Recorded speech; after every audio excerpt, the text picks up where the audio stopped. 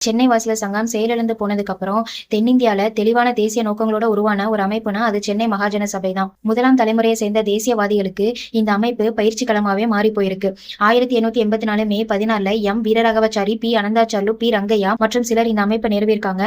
இந்த அமைப்போட தொடக்க விழால ஜி சுப்பிரமணியம், வீரராகவாச்சாரி, அனந்தாச்சார்லு, ரங்கையா, பாலாஜிராவ், சேலம் ராமசாமி ஆகியோர் பங்கேற்றிருக்காங்க. இந்த அமைப்புல இருந்த உறுப்பினர்கள் ஒரு குறிப்பிட்ட இடைவெளியில ஒன்று கூடி தனிப்பட்ட விதத்திலும் அறைக்கூட்டங்கள் நடத்தியும் பொது பிரச்சனைகள் குறித்து விவாதித்து தங்களோட கருத்துக்களை அரசுக்கு தெரியப்படுத்தியிருக்காங்க.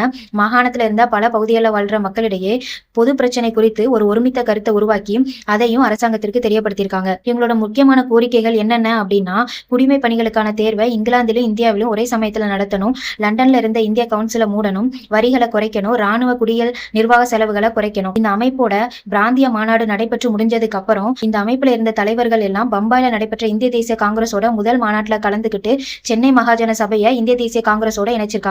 பின்னால இந்த அமைப்போட முக்கியமான கோரிக்கைகள் எல்லாமே 1885 உருவாக்கப்பட்ட இந்திய தேசிய காங்கிரஸோட கோரிக்கைகளா மாறி இருக்கு.